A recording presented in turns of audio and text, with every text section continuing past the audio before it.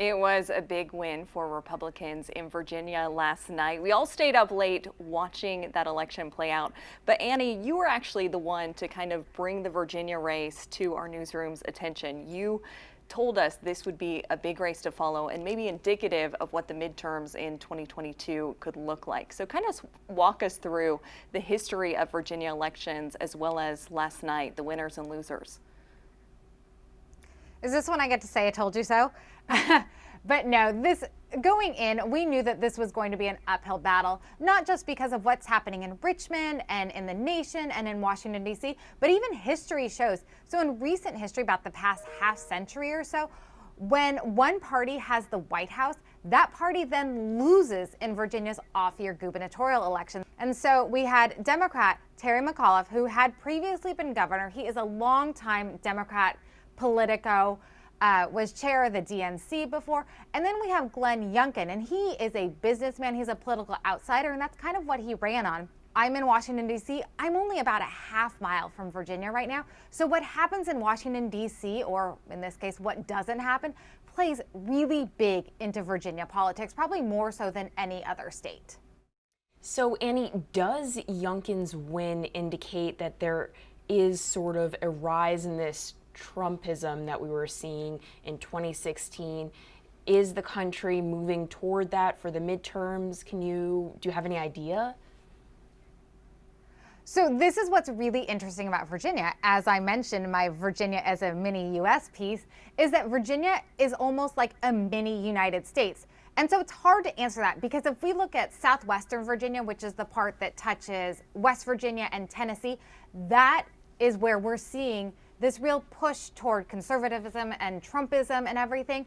But up here in Northern Virginia and the Richmond area and the suburbs, that's when we get that traditional like suburban thought that we really saw in the 2020 election. And that's what made this election so hard for Glenn Youngkin to walk that fine line with Donald Trump. And Terry McAuliffe is a pretty centrist and moderate Democrat. So those swing voters, if Youngkin had played too hard into Trump, might have voted for Terry McAuliffe.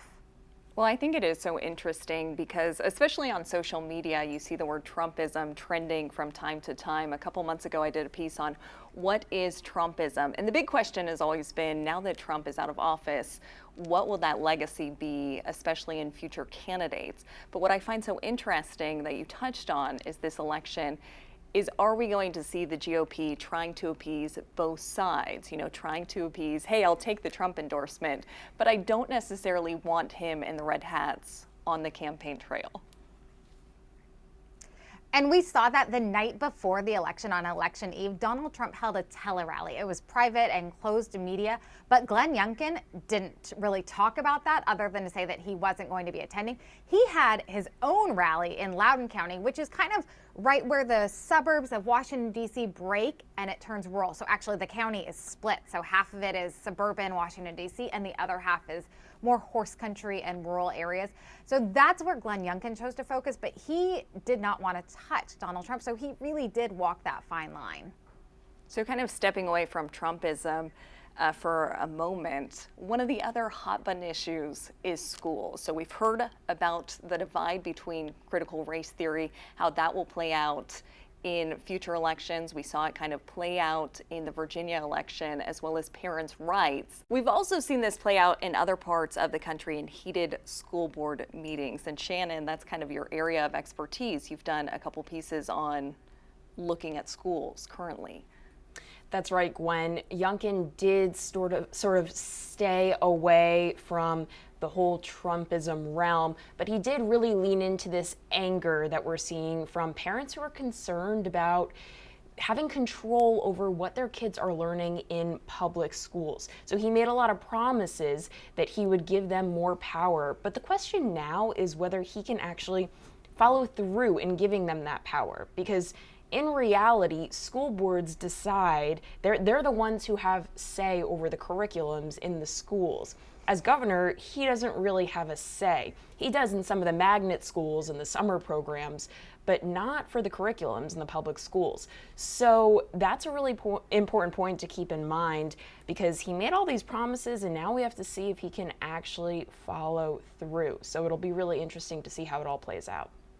Well, and Annie, you've called Virginia kind of the microcosm of the U.S. So I do think, especially going into next year, will this be the true indicator? People looking at, the kind of campaign strategies, whether it's, playing into Trumpism or the debate on critical race theory. So again, Annie, those midterms being 1 year away, are people going to try to maybe replicate what Youngkin did last night? Yeah, obviously, if Republicans nationwide can do this, they want nothing more than to sweep what had become a very, very blue state. And so if they can do that, that is what they want. And one thing that Youngkin really did is he was able to switch his platform and his messaging. So early on in the election, he really focused on kind of COVID and the economy.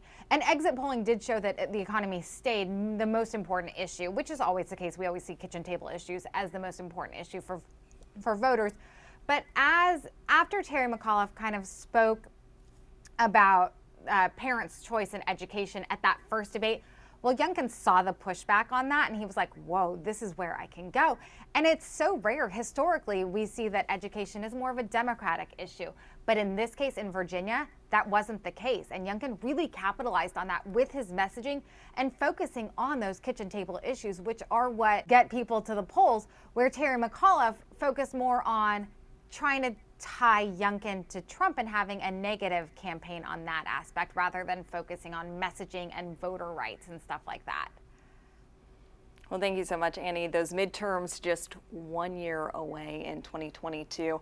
And I do want to note before we go for viewers that if they want to learn more about some of the big issues we talked about today, whether it's the importance of Virginia's election, parents' rights in schools, Trumpism, they can find some of those longer form pieces on our website, straightarrownews.com.